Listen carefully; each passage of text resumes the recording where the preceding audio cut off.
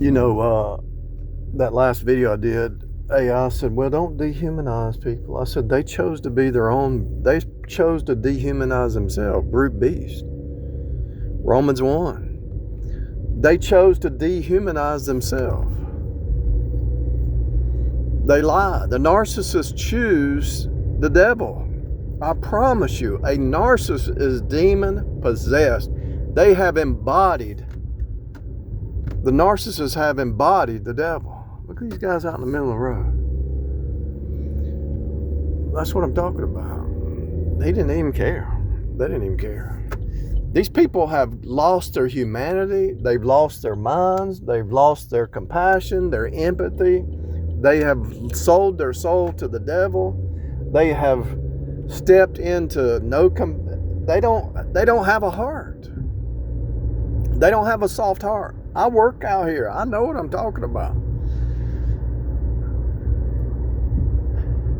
I know what I'm talking about.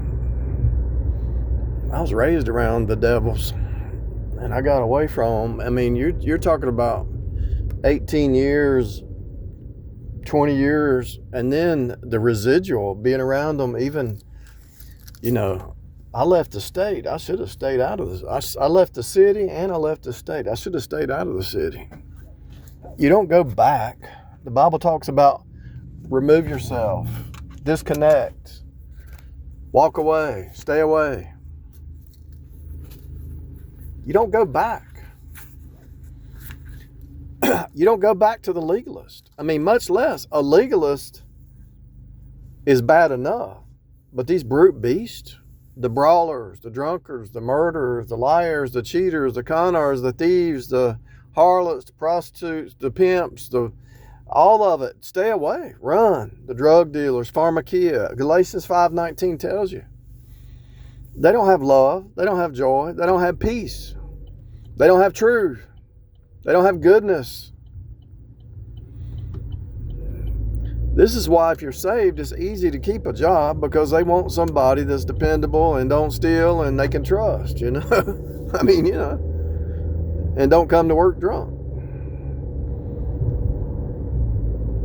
Don't call out sick because they're drunk. They got a hangover or whatever. The jig is up, people. You're in a death cult, and you give them the gospel. They hear the gospel and they choose to go the opposite direction. It's on them, people. It's on them. They chose to dehumanize themselves. They have become brute beasts. The Bible talks about the animals are just brute beasts, Yeah, you should be kind to the beast if you own one, but there's no doggy heaven. I mean, that's stupid. Jesus went to the cross for humans. Right. They choose. The narcissist, the Jezebel, the Delilah, they chose to dehumanize themselves. Maybe they were abused. Who knows? But they chose to stay in it. They had opportunity to get out many times, I'm sure, but they chose to go back to the evil. They love the death cult. They love the death cult. They love the death cult. They love the death cult. And they want to indoctrinate you into the death cult. Let them be. Let them go. Shake the dust. Don't look back. The past is the past. After 2 months, you're not even the same person. You change every 2 months if you're saved and you're in the Word and the Holy Spirit's teaching you. What you do is, if you got caught up with a fake person, you've learned what to look for. You learn more about yourself than them, but you already know that those people are out there. That lady's the same age as me, but I look 20 years younger than her. I think they eat too much sugar. I think that's the secret. She's got an easy job. But her husband, same way with her husband.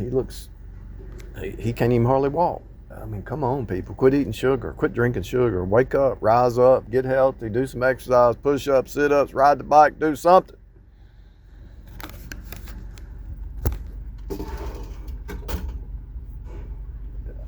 All right. I got my card back, didn't I? Yeah. Okay. Appreciate it. You're welcome. Your husband still around? Yeah. What's that cup? Oh, it's the lemon. Yeah. All right, appreciate it. Okay.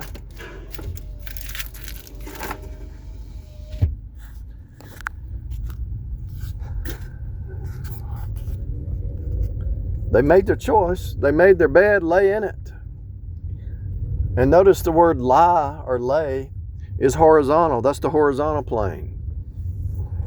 I did this object lesson a long time ago. This is the horizontal plane. Turn it upright. That's the vertical plane. This is the sine wave. This is upright. See the captain of the ship. 99% of the time, if a woman, unless her husband dies and she gets out on her own, she don't have a captain of her ship. Now, if she's spiritually born again, yes. But if she don't have a captain, she's going to be tossed to and fro by every wind of doctrine. And people have their pride. They think they know better than a theologian. I mean, come on. Somebody who studied their Bible their whole life, and you just kind of glaze over it and don't rightly divide it. It's ridiculous. I don't even waste my time. So I had to go through a process to reevaluate 2025, and I think I've finished it because I really do more introspection than I do looking out. If I do look out and I see these people, it really breaks your heart. It makes you want to cry, to be honest with you. You work with them, you've talked to them, friends, family, people. You might have even dated one, and they just choose the dark side, and you can't live that way. You have to move towards the light, and you can't even really start. You don't do their holidays, you don't do the holidays are a mockery of the holy days. Okay, the Gentile nation's a big fat mocking system. It's a mockery, and it breaks your heart that they chose the devil and the system. It's their choice, though. You can cry. Let's say you take a month and you do some. When Moses died, they mourned for a month. They got back up, and who took over? Joshua or somebody?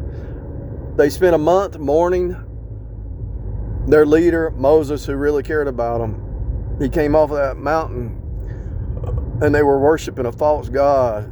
Made him mad, He cared about their soul. He cared about their spirit. He cared about their health and their everything.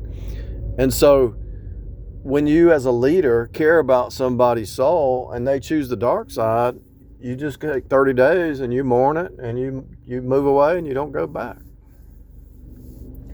And usually there's a supernatural event that happens in that place, people, place, thing, city, whatever, state, whatever. And it's like God erased it don't exist anymore.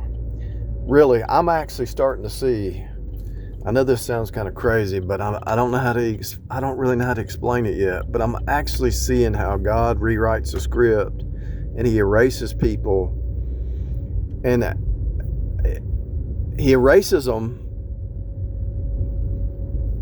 because that script has filled its purpose, and he just erases them, whether it's through just death, whether it's through you change so much you don't resonate with them anymore, they change and they become a different person or whatever. That guy's drunk, looks like.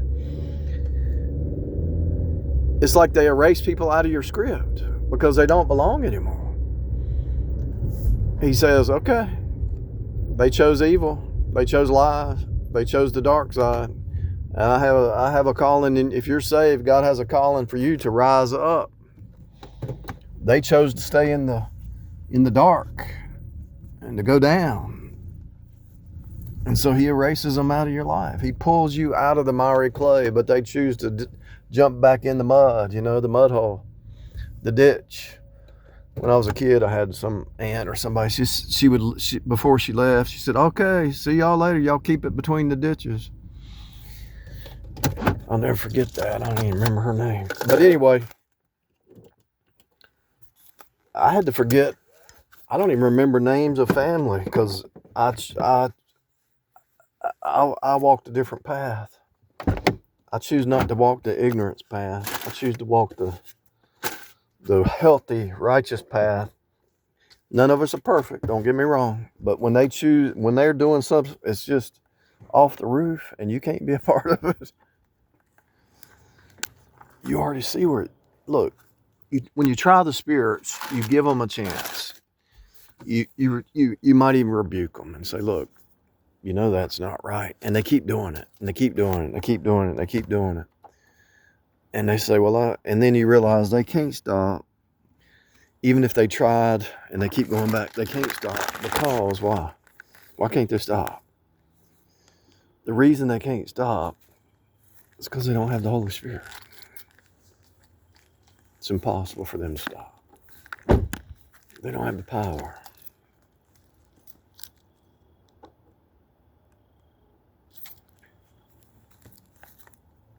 I've been playing Proverbs, audio Proverbs over and over, and